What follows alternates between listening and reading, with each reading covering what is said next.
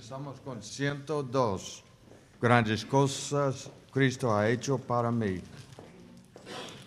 Hallé un buen amigo, mi amado Salvador. Contaré lo que ha hecho para mí. Hallándome perdido, el digno pecador, me salvó y hoy me guarda para sí. Me salva del pecado, me guarda de Satán, promete estar conmigo hasta el fin. Él consuela mi tristeza, me quita todo afán, grandes cosas Cristo ha hecho para mí. Jesús jamás me falta, jamás me dejará, es mi fuerte y poderoso protector. Del mundo me separó y de la vanidad, para consagrar mi vida al Señor. Si el mundo me persigue, si sufro tentación, confiando en Cristo puedo resistir. La victoria me asegura y elevo mi canción. Grandes cosas Cristo ha hecho para mí.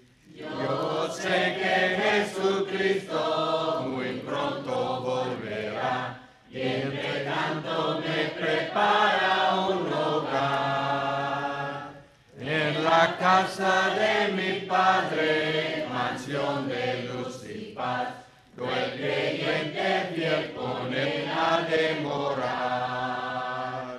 Llegándome a la gloria, ningún pesar tendré, contemplaré su rostro siempre allí. Con los santos redimidos, gozoso cantaré, grandes cosas Cristo ha hecho para mí.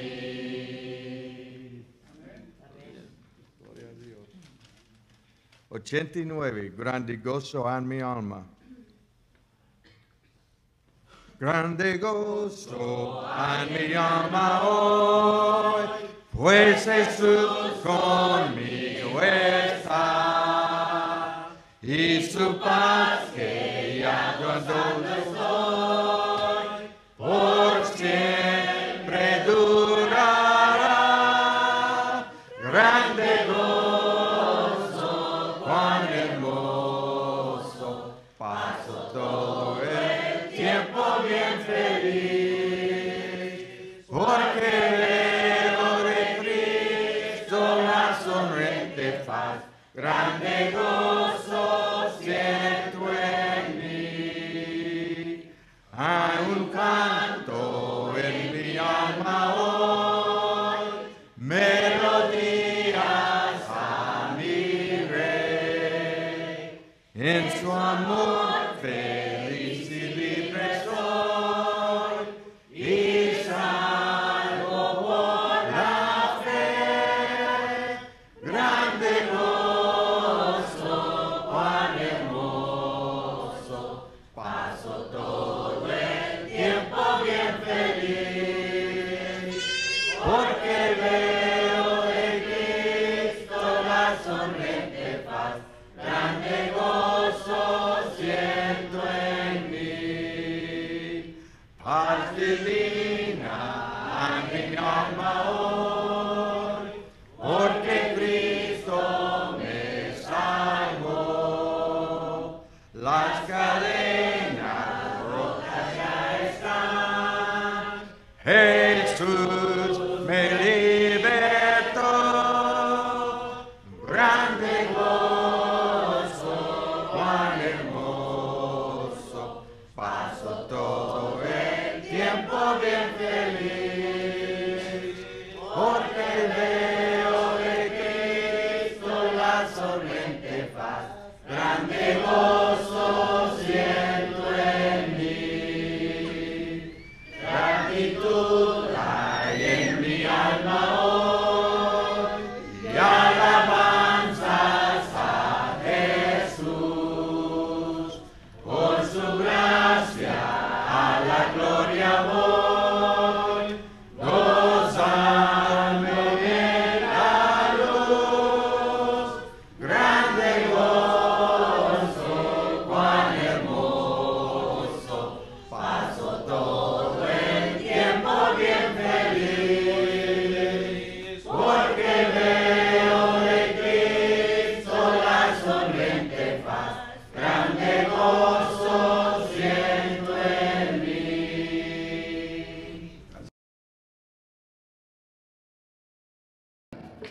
Nos queremos dirigir primeramente a todos ustedes que nos están sintonizando por medio de Facebook o en esta mañana.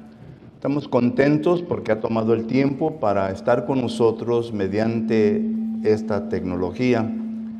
Esperamos que tenga su Biblia, cuaderno, pluma listos para que así usted pueda estudiar juntamente con nosotros el estudio que vamos a desarrollar hoy en esta mañana. Si acaso tiene alguna pregunta o comentario, recuerde que ahí en su pantalla de su televisor se encuentran toda la información que usted necesita para ponerse en contacto con nosotros y aún también para que venga y nos visite cuando usted tenga tiempo. Para ustedes que nos habrán de ver después por medio de YouTube, gracias le damos. Están con nosotros, esperamos que le marque al botón like y se pueda suscribir a nuestro canal para que así no pierda ninguna lección que tenemos que ofrecer a través de esta tecnología. Gracias por todo. A ustedes que están aquí con nosotros en esta mañana, hermanos, hermanas, visitantes, gracias por su presencia. Estamos contentos porque el Señor nos ha dado un día más y con una hora más de descanso.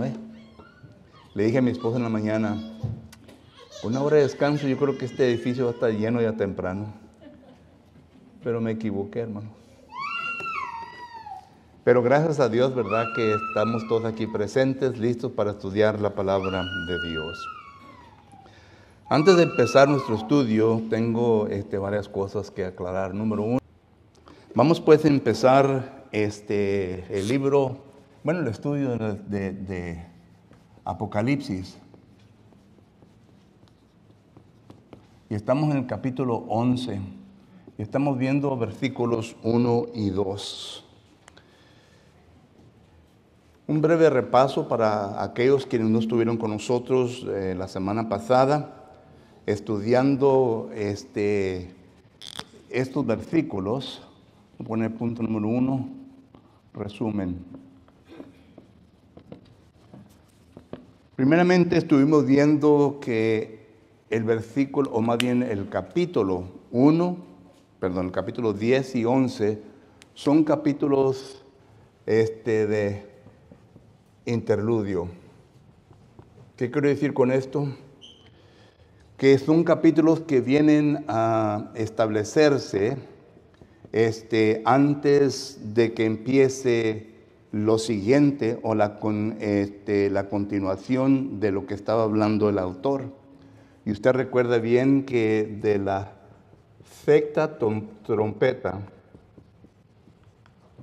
que es de que parece que es el 9:12, hasta la séptima, que es capítulo 11, versículo 15, ahí está el interludio. Es decir, que es capítulo 10, del 1 hasta el capítulo 11, versículo 14. Y esta es la porción de escritura que estamos estudiando. Usted recuerda bien de que cuando llegamos a la sexta o el sexto sello, antes de empezarse el séptimo sello, miramos que también hubo un interludio. Y esto es simplemente para darle a entender a la audiencia a la cual este libro fue escrito, que fueron los cristianos que estaban sufriendo, para poder darles a ellos ánimo. Recuerde que este libro se escribió a los cristianos que estaban sufriendo en aquel entonces, cristianos que estaban pasando por situaciones críticas, problemas serios en su vida. Y entonces, antes de que viniese el juicio en contra Roma, en contra del imperio romano, miramos nosotros que el Señor viene a sellar los 144,000, la cual es la gran multitud también que se menciona ahí en Apocalipsis capítulo 7. Bueno, aquí en estos versículos, nuevamente miramos nosotros que el librito pequeño fue abierto. Y ya entonces va a empezar el juicio de Dios en contra nuevamente el imperio romano y el emperador, que es Domiciano. Y miramos nosotros de que antes de que empiece este juicio, el cual va a terminar en el capítulo 19, porque ya vemos ahí la victoria de Jesucristo y ya vemos ahí la victoria de la iglesia. Eso es lo que empieza del capítulo 12 hasta el capítulo 19. Y esta es la próxima sección que vamos a estar estudiando del libro de Apocalipsis. Bueno, antes de que empiece todo esto, miramos nosotros que el Señor viene nuevamente a establecer confianza en los fieles, en los santos de Dios que estaban pasando por persecución. Usted bien sabe que cuando usted y yo pasamos por problemas de nuestra vida, en ocasiones se nos viene un poco de duda, porque nos comenzamos a preguntar, bueno, yo soy cristiano, he obedecido a Dios, estoy tratando de mejorar mi vida, ¿y por qué me pasa lo que me pasa? ¿Nunca ha pensado usted de esa manera? Yo me atrevo a decir, ¿verdad?, que sí ha llegado a ese punto en su vida. Y todo depende en la multitud de problemas que vengan a nuestra vida. Todo depende en cómo la vida nos viene a confrontar. Bueno, el cristiano que está pasando por esta persecución, usted lee Apocalipsis capítulo 6 y versículo 10, ahí los cristianos están diciendo, ¿hasta cuándo, Señor? ¿Hasta cuándo? Es lo mismo que Jeremías vino a decir en Jeremías capítulo 12. Jeremías fue un profeta que sufrió bastante y que él vino a pensar precisamente de la manera en cómo lo estamos describiendo. Bueno, ¿por qué es de que pasa a aquellos quienes estamos siguiendo o te estamos siguiendo, Jehová? ¿Por qué es que nos pasa estos problemas? Habacuc tenía la misma pregunta. ¿Se recuerda Habacuc capítulo 1, el versículo que el 13 en adelante? Habacuc hace la misma pregunta. ¿Por qué Dios permite que estas cosas nos vengan a nosotros si nosotros hemos demostrado fidelidad hacia usted? Bueno, en esta situación se encontraban los cristianos en el primer siglo y por eso le interludio aquí para poder Dios darle confianza, ánimo a los cristianos que estaban sufriendo. Pero ahora miramos nosotros que se usa diferente lenguaje. Es decir, es un lenguaje figurativo. En aquel entonces eran los 144,000, la gran multitud. Ahora estamos mirando nosotros que se está usando el templo, la medida, es decir, la caña, ¿verdad? Ok. Entonces miramos nosotros que el autor está usando un lenguaje figurativo. Entonces nosotros como estudiantes de la palabra tenemos que descifrar todo esto para mirar cuál es el significado de esto. Porque precisamente al leer estos versículos se han surgido falsas doctrinas, falsas enseñanzas concernientes al libro de Apocalipsis. Y ya vimos tocante una de ellas, ¿verdad? Por ejemplo, algunos han dicho que el libro de Apocalipsis fue escrito antes del año 70, después de Jesucristo. Usted recuerda bien que en el año 70 el templo de Jerusalén fue destruido. Y esto lo miramos nosotros en los evangelios. Mateo capítulo 24, Marcos capítulo 13, Lucas capítulo 21, en donde habla de la destrucción de Jerusalén por el general Tito. Y ellos dicen que este libro entonces fue escrito antes del año 70. Si acaso fue escrito antes del año 70, esto quiere decir que fue escrito durante el imperio de Nerón, porque Nerón vino a reinar del año 54 al 68. Pero no concuerda con el libro de Apocalipsis, sino que concuerda más con la era de Domiciano. Y entonces hay una confusión, pero los proponentes de esta falsa doctrina, ¿verdad?, lo ponen de esta manera por causa de que dice, bueno, el templo todavía estaba en pie. Aquí se demuestra esto. Pero vuelvo a repetir, es un lenguaje figurativo. Y cuando es lenguaje figurativo, entonces tenemos nosotros que primeramente mirar la palabra, definirla bien, conforme a los lexicógrafos, para que así ellos nos den a entender realmente en dónde estamos y que estemos en la misma página todos, tanto el estudiante que está estudiando esta escritura, ¿verdad?, como el contexto del libro. Y miramos que no concuerda que es el año 70. El libro de Apocalipsis se vino a escribir en el tiempo de Domiciano.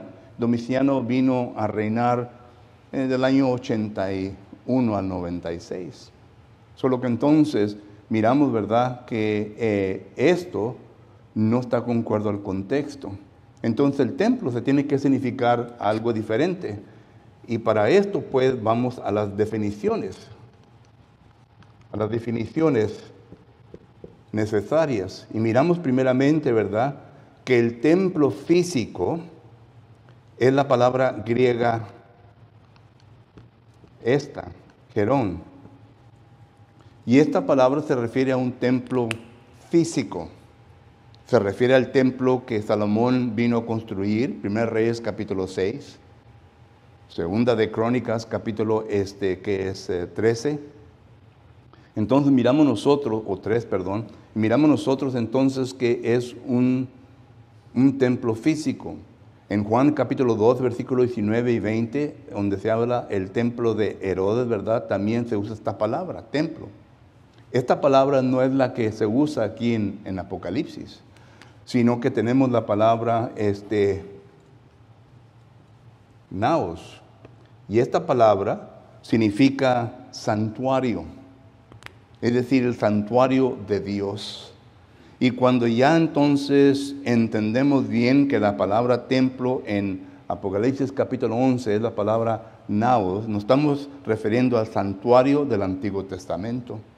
Y como usted bien sabe, que las cosas de la antigüedad, según Hebreos capítulo 10, del 1 al 4, fueron figuras para lo que había de venir. Y el santuario del Antiguo Testamento se está refiriendo a la iglesia. Todo apunta a la iglesia. Y entonces ya podemos hacer una conclusión correcta bíblicamente que el templo se está refiriendo a la iglesia. Es decir, a los que componen, los miembros. No me estoy refiriendo a un templo, sino que a los miembros que componen la iglesia de Cristo.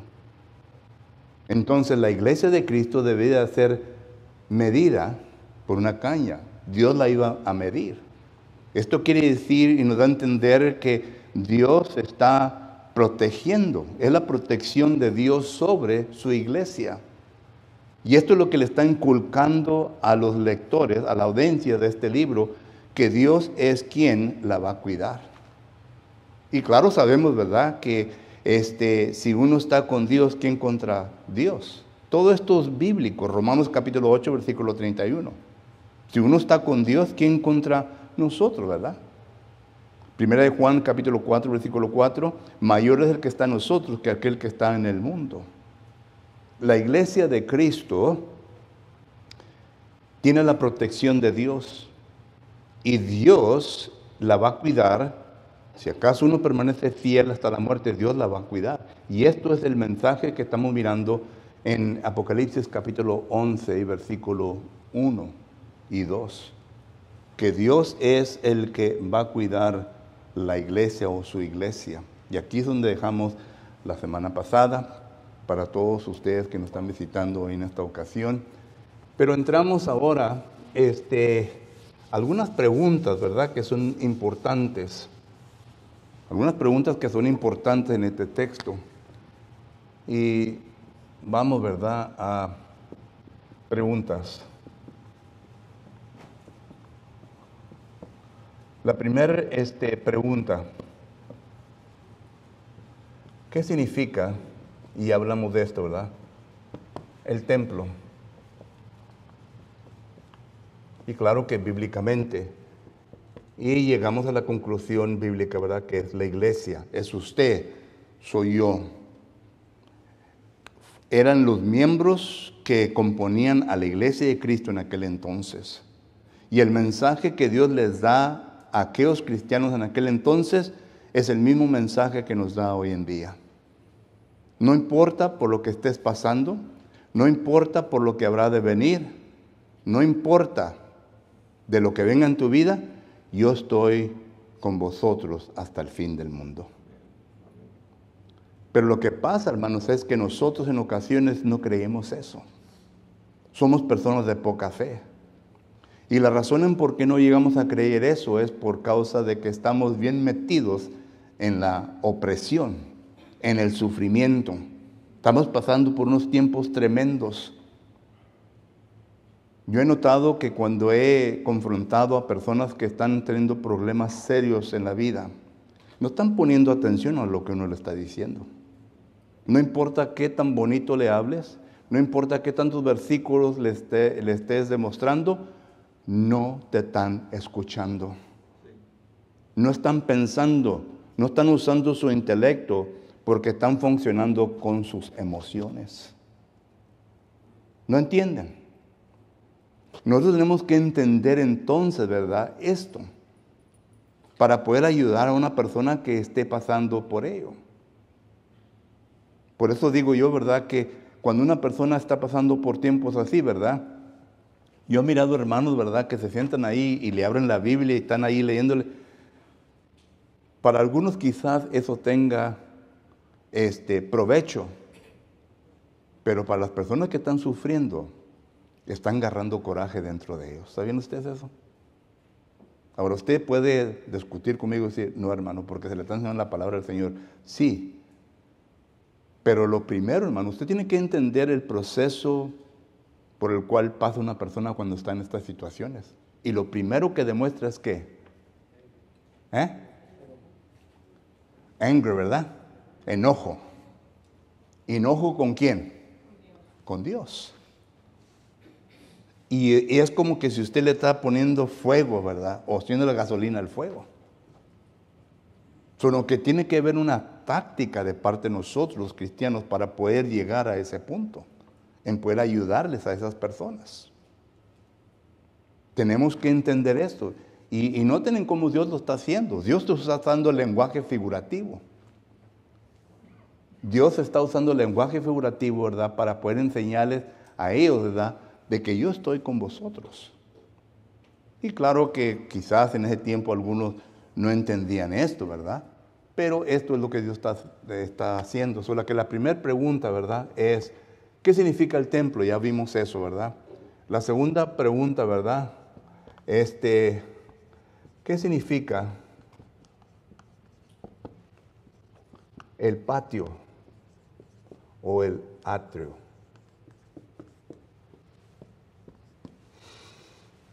El atrio. Esta es otra evidencia más de que no habla del templo físico. Porque cuando hablamos del templo físico, noten que había varios atrios, ¿verdad? Por ejemplo, había el atrio interior, Primera de Reyes, que es 6, que 12, o 36, perdón. 36. Y luego el atrio exterior, Primera de Reyes, 7:12. Y luego el atrio de los sacerdotes, que es Segunda de Crónicas, 4:9. Y luego también había el atrio elevado, Jeremías, capítulo 36, versículo 10 me parece. Noten todos los atrios que tenía el templo físico. Pero aquí habla solamente de un atrio, de un patio. Y esto lo podemos ver que en Éxodo capítulo 27, versículo 9, está hablando del santuario. El santuario tenía solamente, ¿qué? Uno.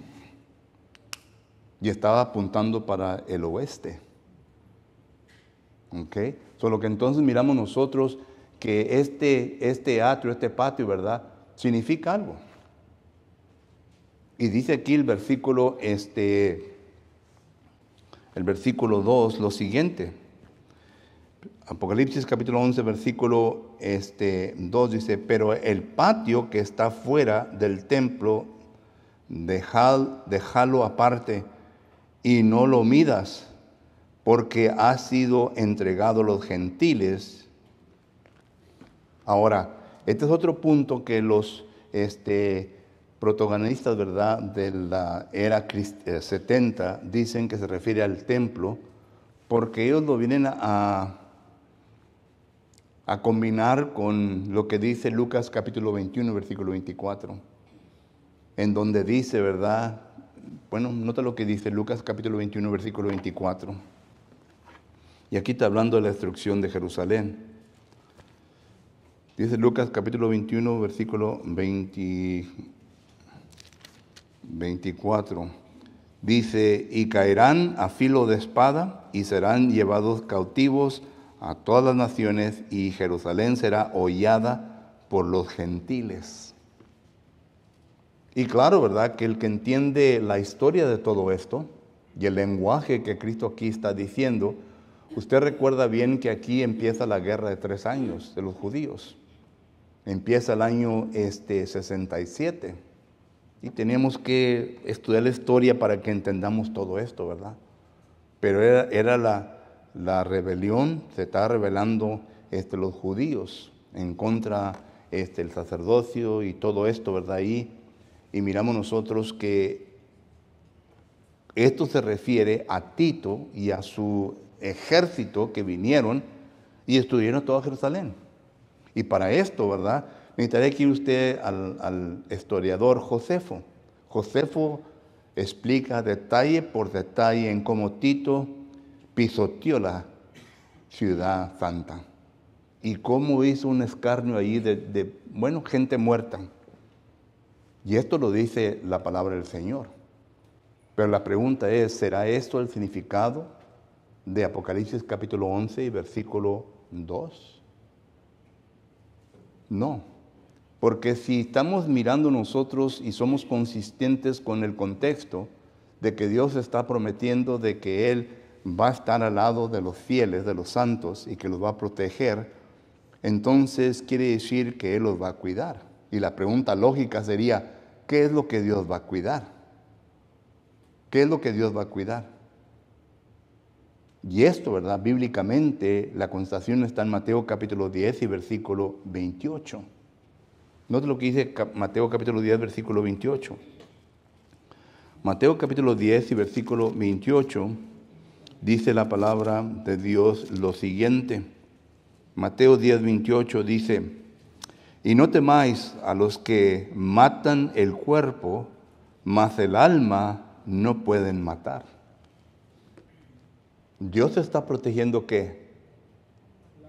Nuestra alma, no el cuerpo. Dios nunca nos ha dado la promesa que nos va a cuidar físicamente.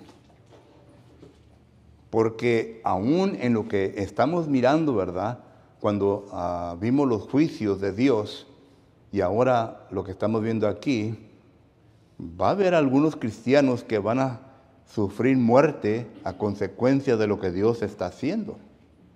Pero el alma de ellos, ¿verdad?, se va a salvar. ¿Entendemos?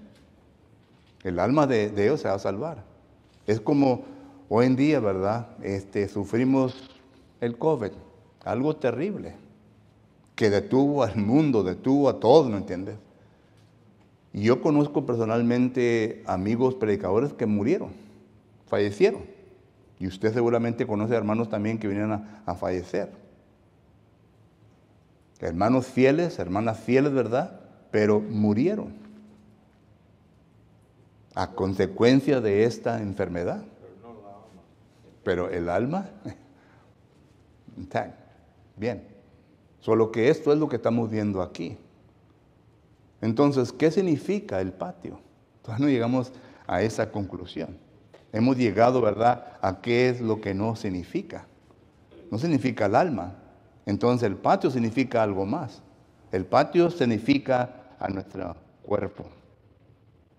A nuestro cuerpo que no va a ser protegido.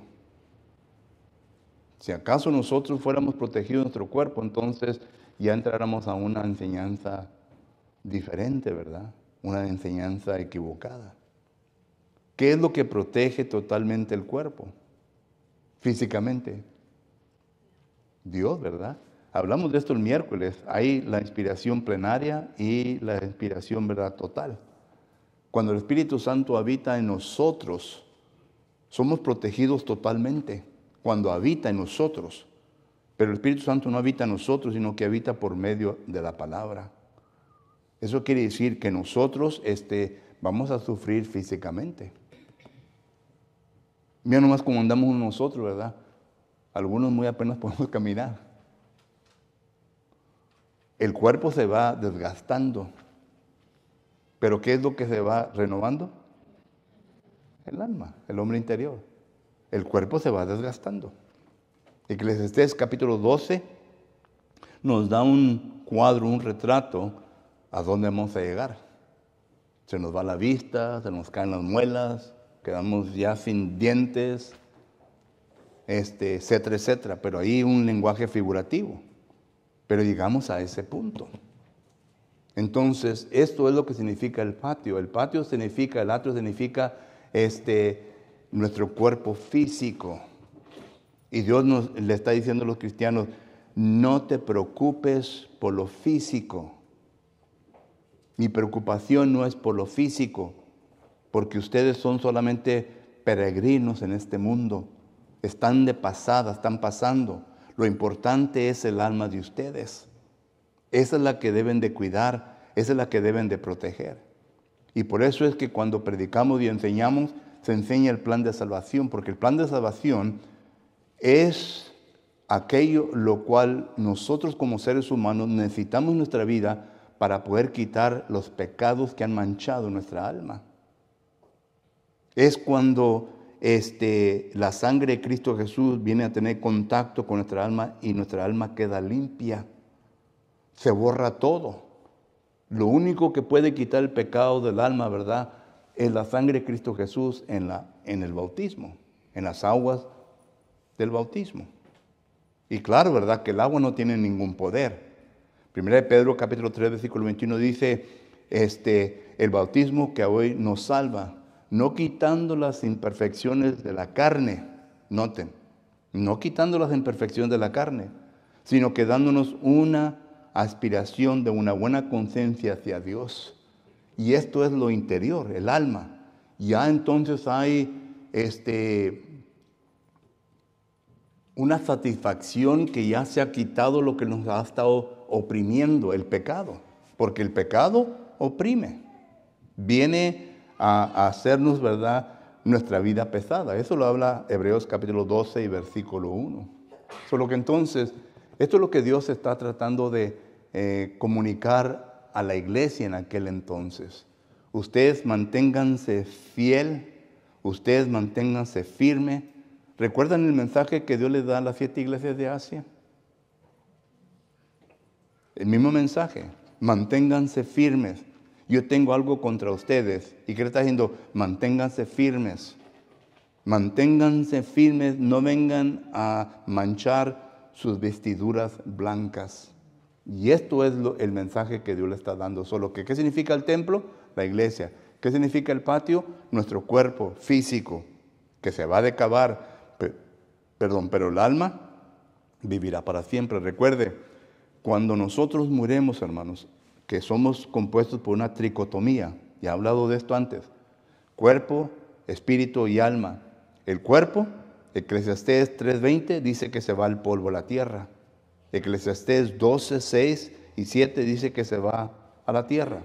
El espíritu se va con Dios quien lo dio. Pero el alma se va al Hades. El Hades es un lugar en donde van todas las almas de los muertos.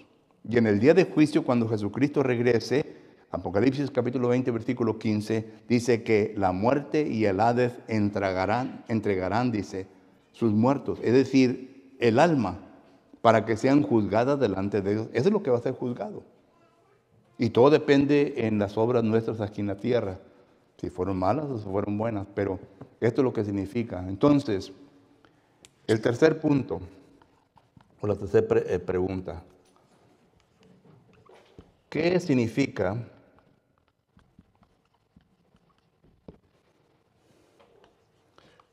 la ciudad santa?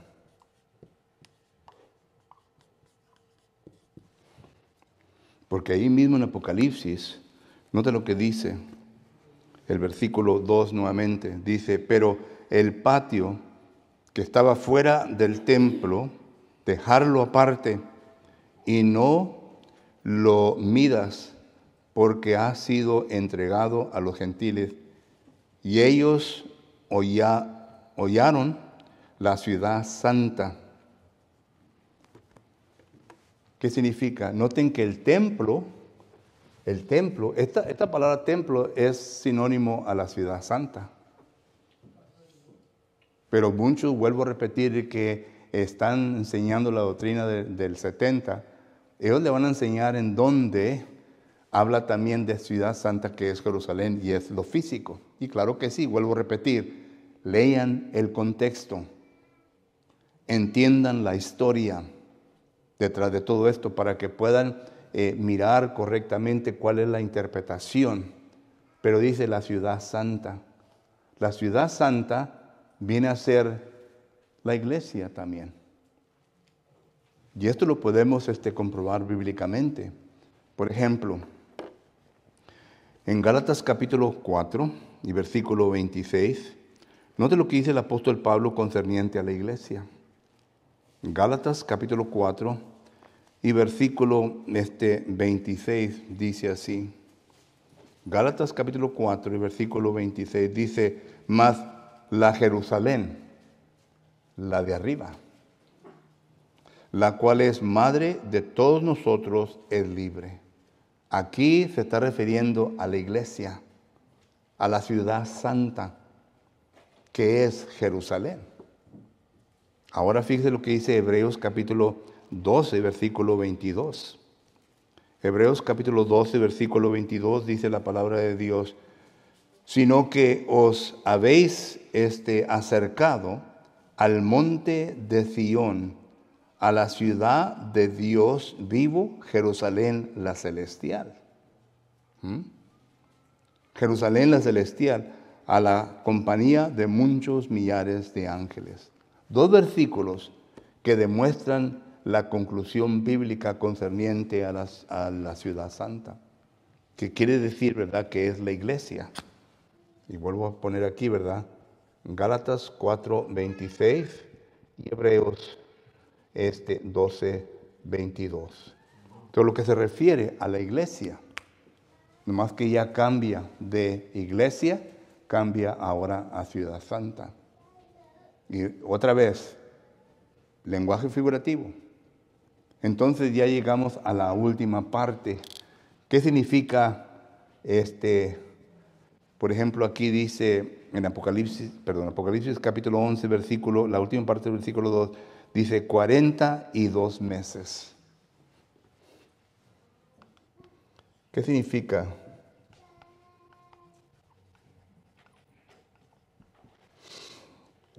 $42 meses.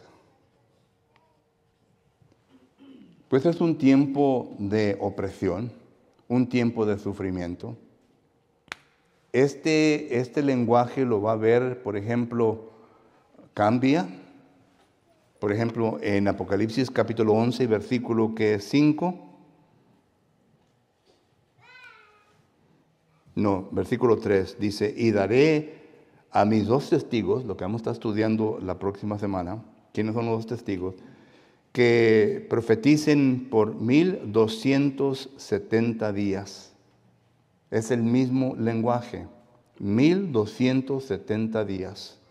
42 meses. Tiempo y medio tiempo. De Daniel capítulo 7, versículo 26. Y Daniel capítulo 12. Apocalipsis capítulo 12, también versículo 14. Note lo que dice.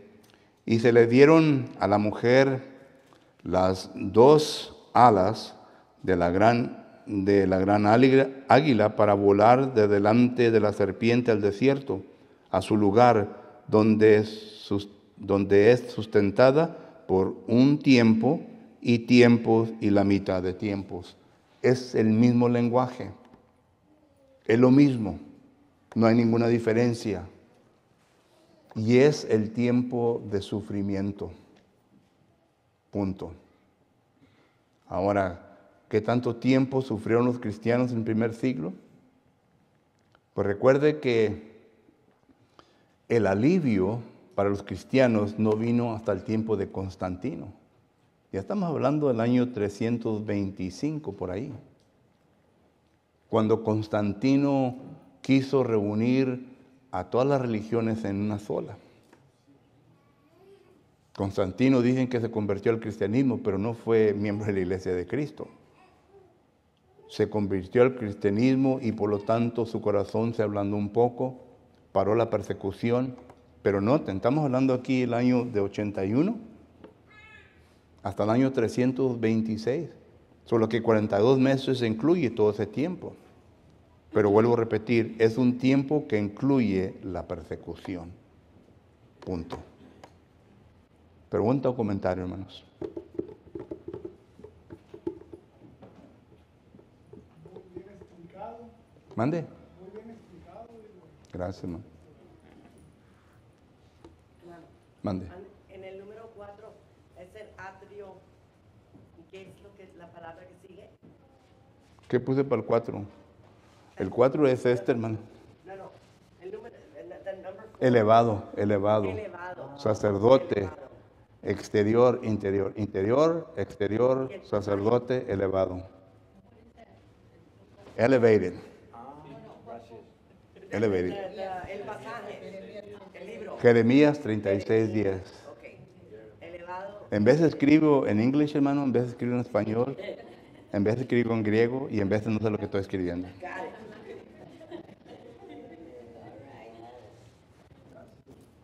Thank you, brother. Yes, ma'am. ¿Alguien más? Hermano. Ella habló que el alma, ¿verdad? Se salva, ¿verdad? Recordando el alma en la cruz, ¿verdad? El cuerpo se iba deteriorando, ¿verdad? Y fue salvada del alma. Dijo, acuérdate de mí cuando llegues a tu reino, ¿verdad? Y el 46 le dice, el cierto estará hoy conmigo en el paraíso. Salvó el alma Jesucristo. Sí. ¿El alma es la que va a ir al infierno o al cielo, hermano? El infierno ahorita no tiene habitantes, el cielo ahorita no tiene habitantes, ¿verdad? Y yo sé bien que hay confusión porque Dios está en el cielo, sí, pero hay explicación. Y sí, es muy larga la explicación para el tiempo que... Pero en el cielo no hay almas ahorita, en el infierno no hay almas ahorita. Pero sí sabemos que al infierno, Apocalipsis 20, 9 y 10, va a estar Satanás, la bestia y el falso profeta. Estuvo a punto de irse el alma al lugar del tormento, ¿verdad? Pero creo en Jesucristo, ¿verdad? Y suficiente, ¿verdad? Es la mayor, el mayor caso de fe, ¿verdad? Más grande en la vida que creo en Jesucristo. Así Hay es. otros casos de fe, ¿verdad? Pero leproso, pero es que el alma, ¿verdad? Iba al lugar del paraíso. Así es. Aún el alma de Jesucristo fue al Hades, pero al paraíso. Le dice el ladrón, de cierto te digo, Lucas 23, 43, de cierto te digo, que hoy estarás conmigo en el paraíso. No se está refiriendo al cuerpo, se está refiriendo a algo más. Y Hechos capítulo 2, versículo 27 dice, y no dejarás mi ¿qué? Mi alma en el Hades. El alma de Cristo. Solo que sabemos que fue al Hades. ¿Epi?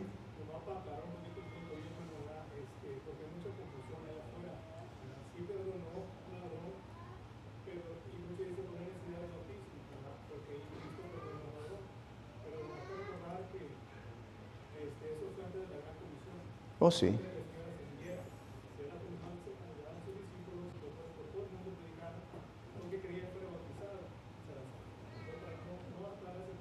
Sí. Recuerde que Jesucristo cuando andaba en la tierra tenía el poder ¿para qué? Perdonar pecados. Solo que hay dos opciones. Pudo haber sido que fue bautizado bajo el bautismo de Juan el Bautista o que Jesucristo, ¿verdad?, le perdonó sus pecados. Pero ambas conclusiones son bíblicas. ¿Ok? Porque muchos dicen, sí, bueno, Y eso para evitar, ¿verdad? Aquí dice, bueno, no tienes que ser bautizado para que te quiten los pecados. Pero recuerden, Juan el Bautizador bautizó para el arrepentimiento, Marcos 1:14. El arrepentimiento de pecado, ¿verdad? Y también sabemos que Cristo tenía el poder para poder perdonar pecados en la tierra.